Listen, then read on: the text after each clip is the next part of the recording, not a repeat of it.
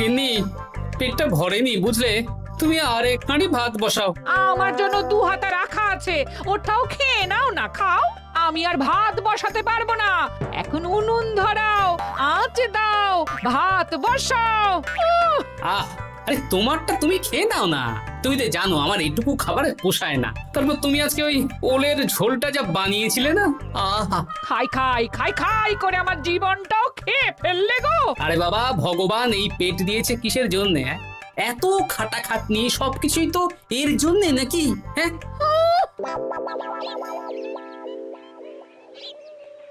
দাদু, অনেকদিন ভূতের গল্প শুনিনি, আজকে আমরা ভূতের গল্প শুনবো। বেশ, শোন তাহলে। আমাদের রাজ্যে আজ থেকে বেশ অনেক বছর আগে একটা খুব পেটুক লোক থাকতো। তোমার মতন পেটুক? বলতে পারিস, কিন্তু ওর গিন্নি ওকে ভালো মতো খেতে দিত না। তাই একদিন না খেয়ে খেয়ে অক্কা পায় আর ভূত হয়ে এদিক সেদিক ঘুরতে থাকে। তারপর কি হলো দাদু? তারপর তো সে এক মজার ব্যাপার। ভূতকে ওর গিন্নি চোখে দেখতে পেত না, তাই সেই পেটুক ভূত কিছুদিন পর থেকে গিন্নির উপর হুজ্জুতি শুরু করলো। কিরকম হুজ্জুতি দাদু? গিন্নি যা রান্না করতো সব চুরি করে খেয়ে নিত। এই এসব উল্টো পাল্টা কথা বলে আমাকে ভয় দেখাতে পারবে না। হ্যাঁ, এই যে তোরা চটপট খেয়ে নে, নইলে তোদের দাদু আবার ভাগ বসাবে রে। খা। আচ্ছা দিদা। এই শোনো না, তুমি আমার জন্যেও আরো কয়েকটা বেগুনি ভাজো। হ্যাঁ, এই তো একটু আগে 4টে বেগুনি আর 1 বাটি মুড়ি দিলাম। হ্যাঁ, আরে সেগুলো তো পেটের কোন কোনায় হারিয়ে গেছে গিন্নি। তুমি ভাবো আমিও হারিয়ে গেছি? বেশি খিদে পেলে নিজে রান্না করে খাও। আর সে তুমি না থাকলে আমি রান্না করেই খেতাম। দিদা, দাদু কিন্তু তোমাকে চলে যেতে বললো। কি বললে? আমি চলে যাব? আরে তাহলে তাই হবে। এই গুলটে, তুই এসব কি বলছিস বলতো? গুছিয়ে বিদায় নিচ্ছি। আরে আরে আরে, কোথায় চলে যেতে বললাম গিন্নি? হয়েছি আর না, আজকেই আমি বাপের বাড়ি চলে যাব। হ্যাঁ, এই দেখো, আমি কোথায় চলে যেতে বললাম? তোমার মনের কথা আমি বুঝে গেছি। এই দেখো, থাকবো না এই পোড়ার মুখ সংসারে। যা। লক্ষ্মী সোনা রাগ করেছে। হাওয়া গরম আছে, চল এখান থেকে বেগুনি নিয়ে এখন কেটে পড়ি। আরে সামান্য ব্যাপারে রাগ করার কি আছে বলো তো? এবার নিজের সংসার নিয়ে নিজে থাকো, সারাদিন শুধু খাই খাই আর খাই খাই। নাও এবার ঠেলা সামলাও। ভুল করেও আমাকে বাপের বাড়িতে ডাকতে যাবে না বলে দিচ্ছি। যদি যাও তাহলে আমার থেকে খারাপ কেউ হবে না, এই বলে দিলাম। ওগো, তুমি আমায় ছেড়ে চলে গেলে গো, এবার আমি কার কাছে বায়না করবো গো?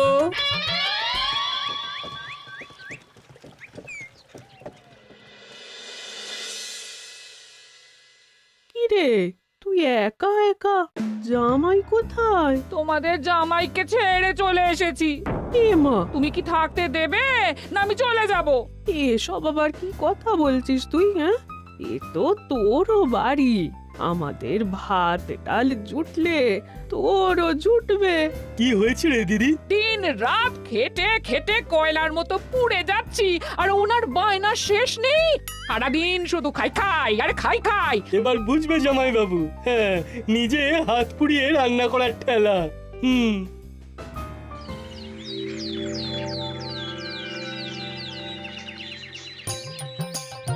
গোপাল দাদা, ও গোপাল দাদা, ও গোপাল দাদা, গোপাল দাদা, এ দরজা খোলো, মহারাজ ডাকছেন। এই রে, অনেক বেলা হয়ে গেল। আরে দরজাটা খোলো। যাচ্ছি যাচ্ছি। আরে আজকে তো গ্রামের সেচ প্রকল্প নিয়ে আলোচনা আছে, মহারাজ তাই তোমাকে ডাকছেন। মুখ হাত ধুয়ে যাচ্ছি।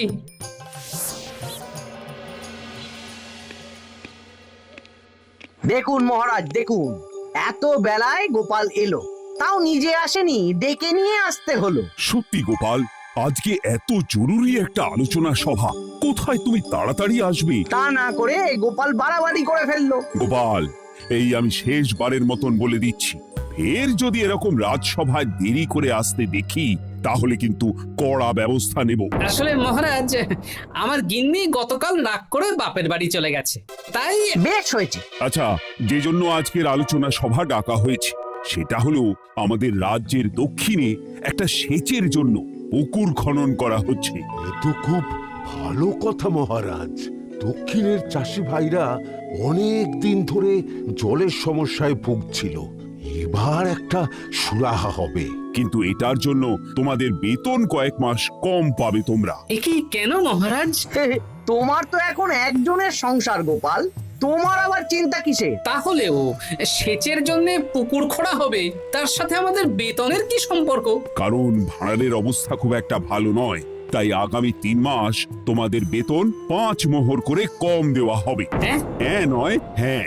আর ওই 3 মাসের কেটে নেওয়া বেতন চতুর্থ মাসের বেতনের সঙ্গে যোগ করে দেওয়া হবে।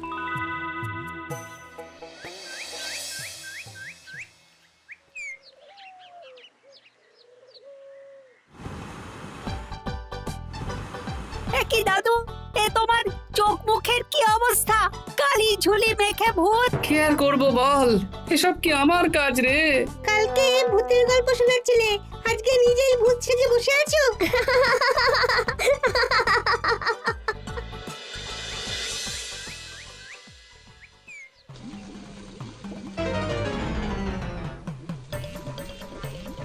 এই রে, ভাতগুলো পড়ে গেছে। দূর দূর দূর, এভাবে হয় নাকি? না, এবার থেকে ভোজনালয় থেকেই খাবার খেতে হবে। একার জন্য কে আবার রান্না করে? দূর দূর। কি গোপাল দাদা, তুমিও আমার মতন ভোজনালয়ে খাচ্ছ? আমার না হয় বাড়িতে রান্না করার কেউ নেই। আমারও নেই, যে ছিল সে ছেড়ে চলে গেছে। ভাই, আর একটু ভাত দেবে? গোপাল দাদা, ভাত আর হবে না গো, আরো কয়েকজন দৈনিক খদ্দের আসবে, তাদের জন্য রেখে দিয়েছি। তাহলে কি আর করা যাবে? একটু একটু ওই তরকারি একটা শাল পাতায় মুড়ে দে, বাড়িতে গিয়ে মুড়ি দিয়ে খাবো। আচ্ছা, তা দিচ্ছি। তুমি খাওয়া হয়ে গেলে হাত মুখ ধুয়ে নাও। আচ্ছা গোপাল দাদা, গিন্নিমা চলিয়ে গেল কেন? সে তোর গিন্নিমাকে গিয়ে জিজ্ঞেস কর। সেটা জিজ্ঞেস করতেই হবে, তোমার মতো একটা ভালো মানুষকে ছেড়ে চলিয়ে গেছে।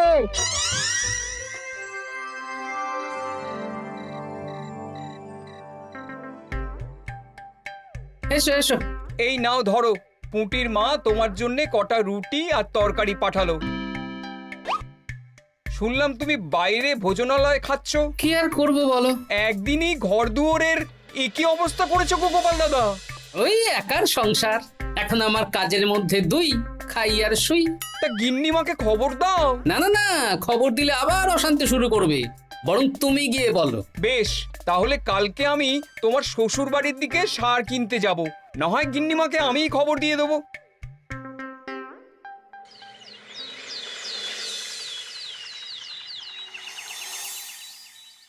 বাড়ি ঘর গোছালো, তাতে আমি কি করতে পারি? এখন আমি আর ওই বাড়িতে থাকি না। হ্যাঁ, শুধু তাই না, গোপাল দাদা বাইরে ভোজনালয়ে তেল মশলা দেওয়া উল্টো পাল্টা খাবার খাচ্ছে গো। থাক, আমাকে এসব কথা শোনাতে আসবে না পুটির বাবা। আমার খাটতে খাটতে জীবনটা কয়লা হয়ে গেছে, কয়লা। ওনার বায়নার শেষ নেই। হ্যাঁ,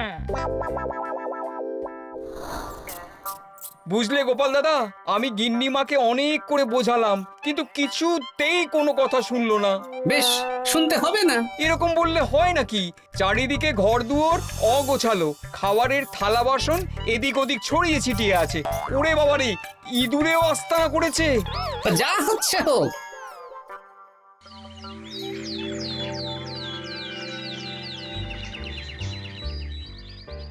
ভোলা, আটটা কচুরি দাও তো ঝটপট, খেয়ে রাজসভায় চলে যাব। এই নাও। ও গোপাল দাদা, শুনলাম নাকি গিন্নিমা বাড়ি ছেড়ে চলে গেছেন? হ্যাঁ, ঠিকই শুনেছো। তাই বাইরের খাবার খেয়ে কতদিন কাটাবে? এভাবে তো তোমার শরীর খারাপ করবে। ওই শরীরের নাম মহাশয়, যা সবে তাই সয়। রান্না বান্না করছো বাড়িতে? না, রান্না করার লোক নেই, আর আমার দ্বারা ওসব কালিঝুলি মাখাও সম্ভব না। দেখো গোপাল দাদা, এই রোজ রোজ বাইরের খাবার খাওয়া ভালো নয়। ভাবছি আরেকটা বিয়ে করব। হ্যাঁ, বলো কি? গিন্নিমা জানলে তো? জানলে জানুক, ও তো এখন আর আমার কেউ নয়। গোপাল দাদা আরেকটা বিয়ে করবে? না না না না না, গিন্নিমাকে বলতেই হবে ব্যাপারটা।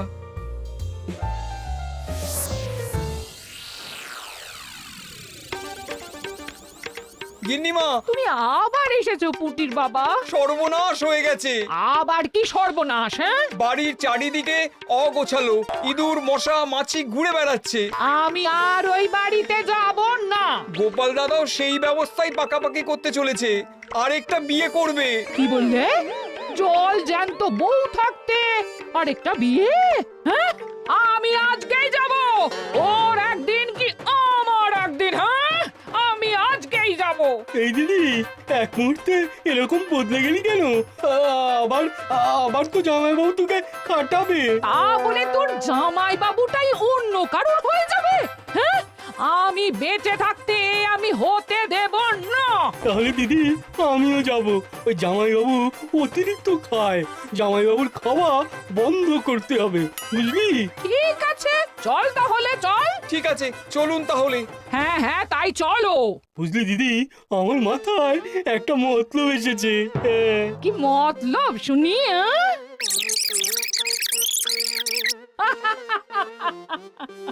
এই বেশ তো বেশ, এতে যদি তোর জামাই বাবুর অতিরিক্ত খাওয়া কমে তাহলে তো ভালোই কথা। হ্যাঁ, কিন্তু খুব সাবধান, গোপাল দাদার নজর কিন্তু বাজ পাখির নজর।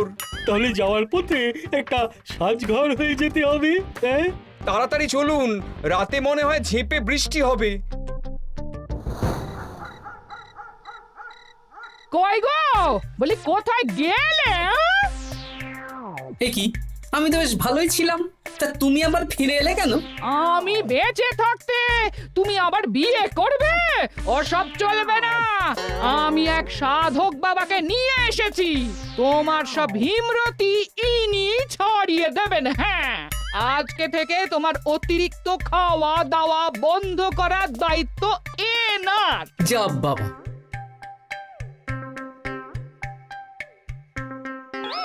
কি করেছো গো? হ্যাঁ, ঘর দুয়ার তো পুরো শ্মশান হয়ে গেছে গো। এখন আবার তোমার ঘর তুমি পরিষ্কার করো। সে করছি, তুমি যাও বাজার করে নিয়ে এসো। ভোলার দোকান থেকে বেশি করে ছানা আনবে, আর রাতে ছানার বড়া করে তরকারি বানাবো। হ্যাঁ, আহা, কতদিন খাইনি, এক্ষুনি যাচ্ছি। উহ, তাড়াতাড়ি যাও, তাড়াতাড়ি যাও। মেঘ ডাকছে, রাতে বৃষ্টি হবে। আমি এই ঘর গুছিয়ে রান্না বসাচ্ছি গো। বলো কি গোপাল দাদা, গিন্নিমা ফিরে এসেছেন? হ্যাঁ, সকালে তোমার দোকানে বলেছিলাম না বিয়ে করব, সেটা নিশ্চয়ই কেউ শুনে গিন্নির কানে দিয়েছে। ব্যাস, ঘরের বউ ঘরে চলে এলো। সকালে যখন তোমাকে আমি ওই কচুরি দিচ্ছিলাম, তখন তো ওই পুঁটির বাবাকে দোকানের সামনে দিয়ে হেঁটে যেতে দেখেছিলাম। তাহলে পুঁটির বাবাই খবর দিয়েছে, ভালোই হয়েছে। যাই হোক, আমাকে ওই 500 গ্রাম মতো ছানা দাও তো, গিন্নি ছানার বড়া দিয়ে তরকারি করবে। ভালো তো, ভালো তো, তোমরা ওই কর্তা গিন্নি একসাথে খাবে। আবার কোন সাধককে নিয়ে এসেছে যে আবার খাবার খাওয়া নিয়ন্ত্রণ করবে? দেখো কি করে তোমাকে সামলায়। এই নাও।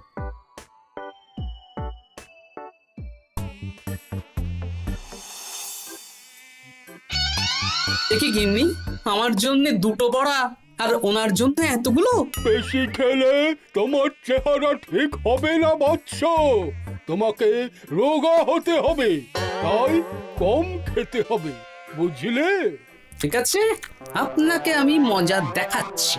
অগত্যা গিন্নির হাতের খাবার খাচ্ছি, এই আমার 14 পুরুষের ভাগ্য ভালো।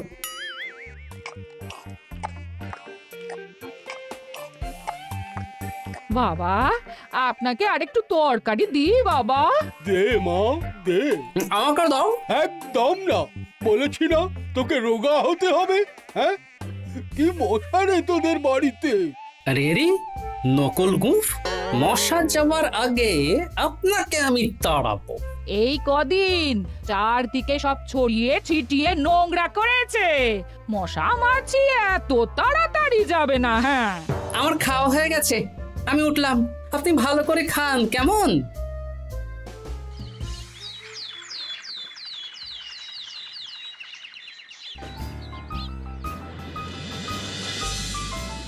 বিজ্ঞানী, আরে গোপাল যে, কি ব্যাপার? একটা সাহায্য চাই বিজ্ঞানী। বলো বলো, আমি কি করতে পারি? কয়েক টুকরো বরফ বানিয়ে দিতে পারবে? তা পারবো, কিন্তু এখন হবে না। তুমি বরং সন্ধেবেলার পর নিয়ে যেও, কেমন? খুব উপকার করলে বিজ্ঞানী। আমি ওটা বিশেষ মোড়কে তোমায় দেব, যাতে গলে না যায়। ধন্যবাদ বিজ্ঞানী। এখন তাহলে আসি।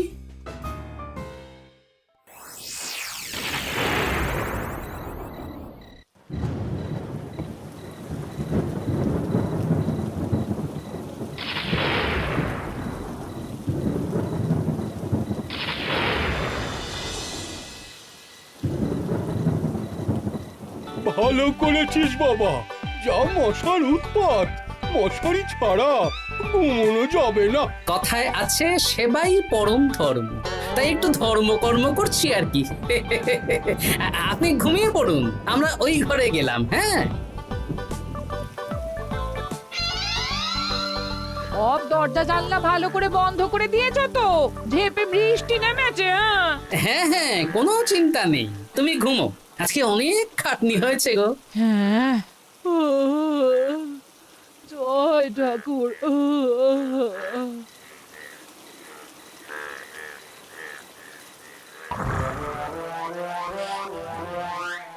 এই তো গিন্নিও ঘুমিয়েছে, এবার আসল কাজ শুরু হবে।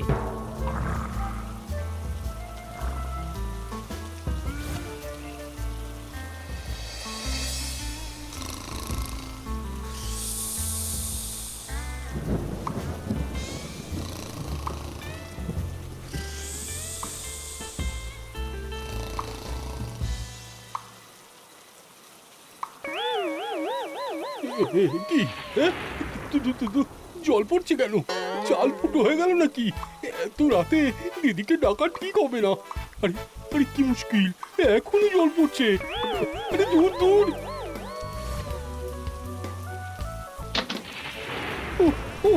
বাপরে বাপ।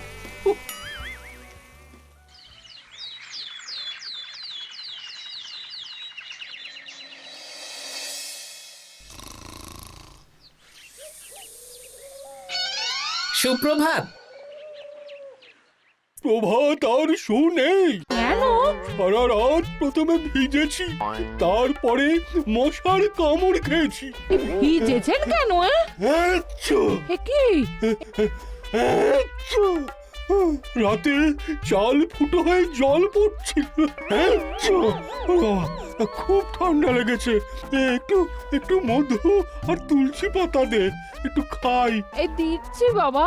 এ হতেই পারে না, কদিন আগেই তো চাল সারিয়েছি। ঘরের মধ্যে তাহলে জল এলো কি করে? ঠিক যেভাবে আপনার নাকের নিচে নকল গোঁফ এসেছে শ্যালক বাবু, ঠিক সেইভাবেই। এই রে, হয়ে গেল। দাড়িটাও তো নকল। না মানে আমি বুঝিয়ে বলছি গোপাল, তুমি তো একটু বেশি করে খাও, তাই আমি ভেবেছিলাম ওই তোমার যাতে খাওয়াটা একটু কমে, তাহলে আমার দিদির খাটনিটা একটু কমবে। খাটনি কমাতে তো আপনি আসেননি, উল্টে আপনি নিজে ছলে বলে খাচ্ছিলেন। অতিথি হিসেবে এলে নিশ্চয়ই খাওয়াতাম, কিন্তু এটা আপনি ঠিক করেননি। ওগো, ও তো আমার ভালোর জন্যই করেছে। তুমি আমার বিবাহিত স্ত্রী, ও এখন তৃতীয় ব্যক্তি, তুমি ওর কথা কেন শুনবে? হ্যাঁ, প্রথমে বাচ্চাগুলো মস্করা করলো, সেই শুনে তুমি চলে গেলে। হ্যাঁ, ওরা তৃতীয় ব্যক্তি, ওদের কথায় কান দিলে। তারপর পুঁটির বাবার কথা শুনে বিশ্বাস করলে আমি সত্যিই বিয়ে করছি। হ্যাঁ, এই জন্যই তো চলে এলাম। হ্যাঁ, এখানে পুঁটির বাবাও তৃতীয় ব্যক্তি, আর তারপর শ্যালক বাবুর কথায় আমাকে কম খেতে দিচ্ছ, আর উনিও তৃতীয় ব্যক্তি। ইয়ে, না মানে? হ্যাঁ মানে না মানে কিছু না। যখনই সংসারে স্বামী স্ত্রীর মাঝে তৃতীয় ব্যক্তি প্রবেশ করবে, তখনই অশান্তি হবে। নিজেদের সমস্যা আমরা নিজেরাই ঠিক করে নেব। আচ্ছা গো, আচ্ছা ঠিক আছে, আর কোনো বাইরের লোকের কথা শুনবো না। এবার বলো তো, ছাদ থেকে জল পড়ার ব্যাপারটা কি? ওটা তো কাল রাতে মশারির উপরে বরফ রেখেছিলাম, আর সারা রাত ধরে বরফের জল শ্যালক বাবুর গায়ে পড়েছে। ছাদ ঠিকই আছে গিন্নি। হ্যাঁ নয় হ্যাঁ। কাল যখন খাবার খাওয়ার সময় দেখলাম আপনার গোঁফ খুলে যাচ্ছিল, আপনি ঠিক করলেন, তখনই একটা সন্দেহ হয়। ওরে ওরে গোপাল, আমি আর তোমাদের কর্তা গিন্নির মাঝে থাকবো না। আমি পালাই।